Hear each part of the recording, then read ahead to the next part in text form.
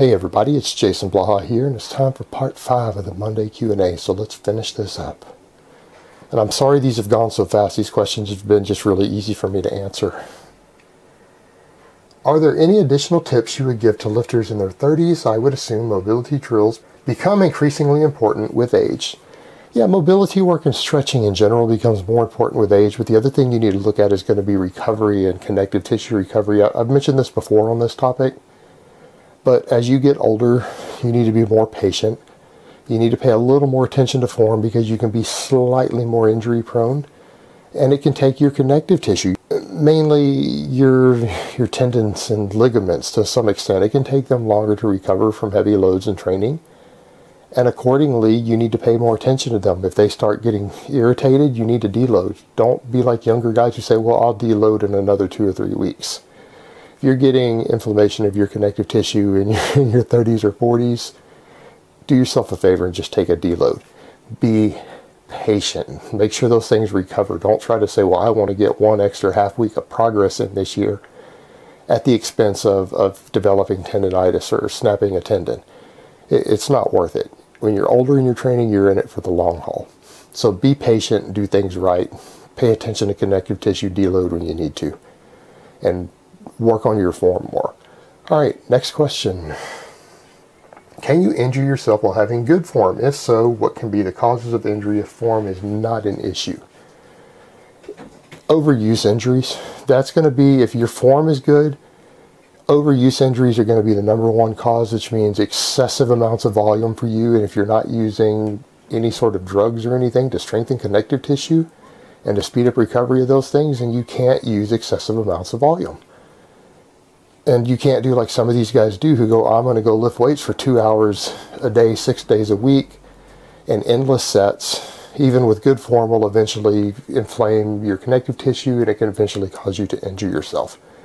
The other big cause of injuries that you'd see behind that are going to be muscle imbalances. Things like using good form on your bench press, but you have really weak rear delts or really weak rotator cuffs. Or some sort of possible knee injury because you have really, really weak hamstrings and you're moving a lot of weight and you have overdeveloped quads and weak hamstrings. So muscle imbalances are going to be the next biggest thing on the list. So overuse injuries and muscle imbalances can cause it outside of bad form. All right, last question of the week.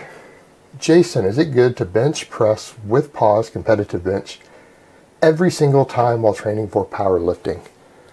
I pause bench every single rep I do, including my warm-ups with the empty bar.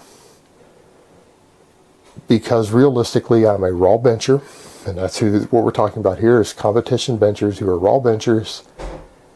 You are never going to be allowed to touch and go at a meet. You're never going to be allowed to do it.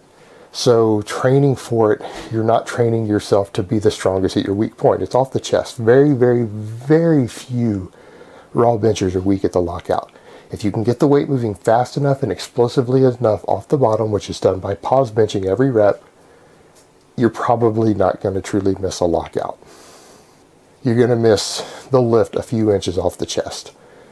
And it's not just me telling you guys this, it is world record holder Dan Green tells you this. He's written articles on it. He trains all of his people like this. Paul Carter says the same thing. He trains all of his people like this. These are both very, very successful elite athletes with tons and tons of successful clients who they've gotten to the elite level, and they all tell you the same thing. It's about specificity of training.